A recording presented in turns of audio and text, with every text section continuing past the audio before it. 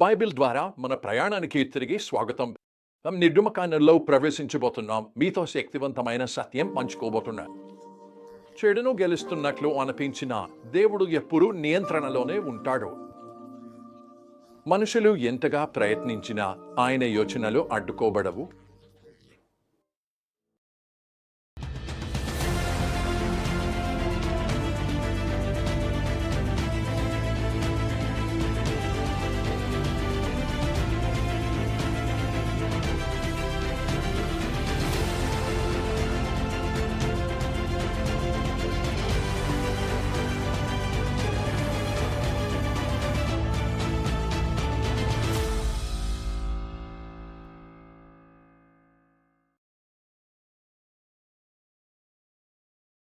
నిర్గమకాండము 1:12లో ఆపివేశాము.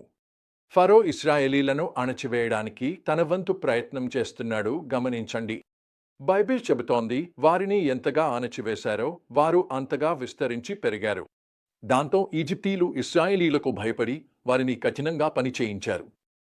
ఎంత ఆశ్చర్యకరం కాదా? ఫరో ఎంతగా ఒత్తిడి పెంచినా ఇశ్రాయేలీయులు ఇంతగా పెరుగుతున్నారు. చేతులతో నదిని ఆపాలని ప్రయత్నించినట్లే అది మరో మార్గాన్ని కనుగొని ప్రవహిస్తూనే ఉంటుంది. ఇప్పుడు ఫరో నిరాశ చెందుతున్నాడు. మగపిల్లలందరినీ చంపమని హిబ్రూ మంత్రసానులకు చెప్పాడు. ఈ ధైర్యవంతమైన మహిళలు షిఫ్రా మరియు పూయా ఫరో కన్నా దేవునిని ఎక్కువగా భయపడతారు. వారు దీన్ని చేయడానికి నిరాకరిస్తారు. తెలుసా? దేవుడు వారి ధైర్యానికి ఆశీర్వాదం కలిగించాడు. కానీ ఫరో ఆగలేదు. అతడు హెబ్రీ మగపిల్లలందరినీ నదిలో పడేయమని ఆదేశించాడు. ఇది భయంకరమైన ఆజ్ఞ. ఒకే తరం మొత్తాన్ని నాశనం చేయడానికి ఉద్దేశం. కానీ ఇక్కడే దేవుని చేతి పని అద్భుతంగా కనిపిస్తుంది.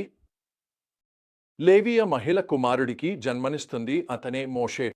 ఆమె అతనిని 3 నెలలు దాచిపెట్టింది. కానీ ఇక దాచలేనప్పుడు ఒక బుట్టలో పెట్టి నైలు నదిలో వదిలేసింది. ఇప్పుడు హెబ్రీయుల పత్రిక 11:23 ముఖ్యంగా చెబుతుంది. విశ్వాసంతో మోషే జన్మించిన తర్వాత అతను సామాన్యమైన శిశువు కాదని చూసి అతని తల్లిదండ్రులు 3 నెలలు దాచిపెట్టారు. మరియు వారు రాజు శాసనానికి భయపడలేదు. మీరు దానిని పట్టుకున్నారా? వారు భయంతో కాకుండా విశ్వాసంతో వ్యవహరించారు. మరియు అది గేమ్ చేంజర్. తర్వాత జరిగిందేమిటంటే అది పూర్తిగా ఒక అద్భుతమే. ఫరో కుమార్తె ఆ శిశువును కనుగొని దత్తత తీసుకుంది. బిడ్డకు పాలివ్వడానికి ఎవరిని తీసుకుంటుంది? మోషే తల్లిని. దేవుడు తెరవెనుక పనిచేస్తున్నాడని మాట్లాడండి. భయానికి బదులుగా విశ్వాసం ఎంచుకో. ఇది మోషే తల్లిదండ్రులకు గొప్ప పాఠమే. మీకు మరియు నాకు కూడా గొప్ప పాఠం. ఈ నేను 2001లో న్యూయార్క్ సిటీలో జరిగిన 9 నుంచి 11 వరకు ఉగ్రదాడుల తర్వాత నేర్చుకున్నాను. ఆ ఘటన తర్వాత నేను సూడాన్కు సువార్త ప్రచార సమావేశానికి వెళ్లాల్సి ఉంది. ఆ సమయంలో సూడాన్, అల్ ఖైదా ఆఫ్ఘనిస్తాన్కు వారి స్థావరంగా ఉండేది. చాలామంది అది ప్రమాదకరమని రద్దు చేసుకోవాలని సూచించారు. అమెరికా రాష్ట్ర విభాగం అన్ని అమెరికన్ల సూడాన్ను విడిచిపెట్టాలని హెచ్చరించింది. గందరగోళంలో ఉన్నాను. సూడాన్ క్రైస్తవ నాయకులు నన్ను రద్దు చేయొద్దని వేడుకున్నారు. ఎందుకంటే రద్దు చేస్తే అది వారి పరిస్థితిని మరింత కష్టతరం చేస్తుందని చెప్పారు. ఏం చేయాలో తెలియక గంటల ప్రార్థనలో గడిపాను. అప్పుడు ఒక తెలివైన బోర్డు సభ్యుడు నాకు ఒక సలహా ఇచ్చాడు. అది నేను ఎప్పటికీ మర్చిపోలేను. అతను చెప్పాడు, సామి, భయంపై ఆధారపడి నీ నిర్ణయం తీసుకోకు. దేవుడు ఏమి కోరుకుంటున్నాడో తెలుసుకుని విశ్వాసంపై ఆధారపడి నీ నిర్ణయం తీసుకో. కాబట్టి నేను భయాన్ని కాకుండా విశ్వాసాన్ని ఎంచుకున్నాను. నేను సూడాన్కు వెళ్లి సువార్తను ప్రకటించాను. వేలాది మంది హృదయాలను క్రీస్తుకు అర్పించారు.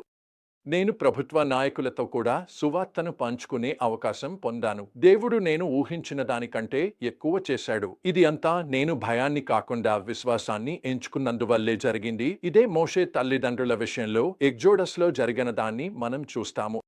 భయాన్ని కాకుండా విశ్వాసాన్ని ఎంచుకున్నారు. దేవుడు చేసిన కార్యాన్ని చూడండి. అతను కేవలం మోషేను రక్షించి ఇశ్రాయేలీయులను బానిసత్వం నుండి విముక్తి చేయడానికి తన యోచనను అమలు చేయడం ప్రారంభించాడు. దీని నుండి ఏమి నేర్చుకోవచ్చు? 1. కఠినమైన నిర్ణయాన్ని ఎదుర్కొన్నప్పుడు విశ్వాసాన్ని ఎంచుకోండి.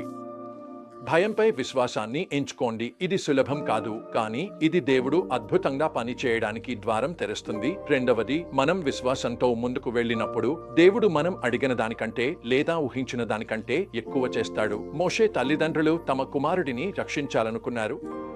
దేవుడు వారి విశ్వాసం ఉపయోగించి దేశాన్ని రక్షించాడు. చీకటి సమయాల్లో కూడా దేవుడు పనిచేస్తాడు. ఇశ్రాయేలీలు వంశహత్యను ఎదుర్కొంటున్నారు, కానీ దేవుడు ఫరో కళ్ల ముందే వారి విమోచకుడిని పెంచుతున్నాడు. మనం నిర్గమకాండంలో ముందుకు సాగుతున్నప్పుడు దేవుడు ఎలా పెద్ద దృశ్యంలోనూ వ్యక్తిగత జీవితాల్లోనూ పనిచేస్తున్నాడో గమనించండి. ఆయన విమోచనానికి ఒక అందమైన కథను అల్లుతున్నాడు. నమ్మశక్యం కాని విధంగా ప్రతివారిని భాగం కావాలని ఆహ్వానిస్తాడు. గుర్తుంచుకోండి, మీరు ఏ పరిస్థితినైనా ఎదుర్కొంటున్న దేవుడు నియంత్రణలో ఉన్నాడు. భయానికి బదులు విశ్వాసాన్ని ఎంచుకోండి. అతను ఎలా పని చేస్తాడో చూడండి.